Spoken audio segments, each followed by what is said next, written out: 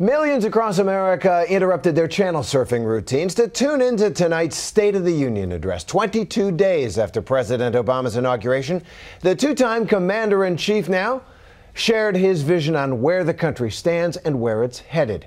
ABC's new White House correspondent Jim Avila has the latest. There were fist bumps on the way in. The president congratulating Illinois Senator Mark Kirk for returning to the Senate after a stroke. And then a shock.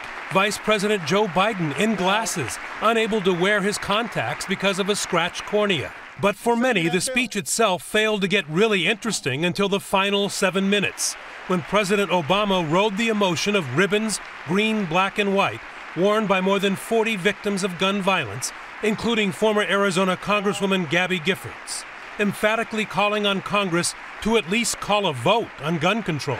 Gabby Giffords deserves a vote. The families of Newtown deserve a vote. The families of Aurora deserve a vote. The families of Oak Creek and Tucson and Blacksburg and the countless other communities ripped open by gun violence, they deserve a simple vote.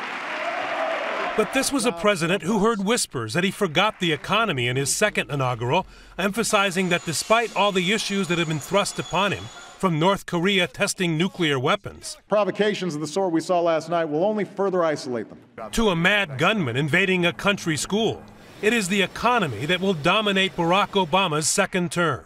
A growing economy that creates good middle-class jobs, that must be the North Star that guides our efforts.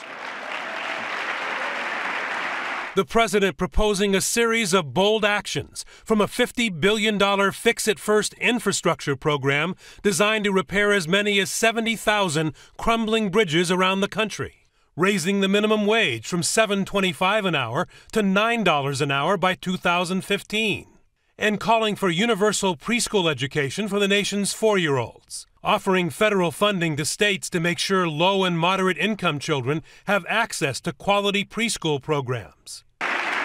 It is our unfinished task to restore the basic bargain that built this country. The idea that if you work hard and meet your responsibilities, you can get ahead, no matter where you come from, no matter what you look like or who you love. It is our unfinished task to make sure that this government works on behalf of the many and not just the few, that it encourages free enterprise, rewards individual initiative, and opens the doors of opportunity to every child across this great nation. President Obama championing a progressive agenda where government is used to spark the economy, but aware of criticism that Americans can't afford it. Nothing I'm proposing tonight should increase our deficit by a single dime. It is not a bigger government we need, but a smarter government that sets priorities and invests in broad-based growth. The president's opposition immediately accusing him of reckless spending that will hurt the middle class. Que vinieron aquí porque estaban permanentemente sumidos. Florida Senator Marco Rubio delivering the GOP response in both English and Spanish. And after a quick water break, reminding voters that unlike the last Republican standard bearer, he is not a multimillionaire. I don't oppose your plans because I want to protect the rich. I oppose your plans because I want to protect my neighbors. There were nods to foreign policy, an official announcement of Afghanistan troop withdrawals, 34,000 troops out by February 2014, effectively ending the Afghanistan war. But in the end, while the economy took up most of the debate and speech time, it is the wounded in the hall who will be remembered. It's the end that we're going to remember because of the people in the room and the way he created that arc about give it a vote, give it a vote. I think that's what we're going to remember most out of the speech.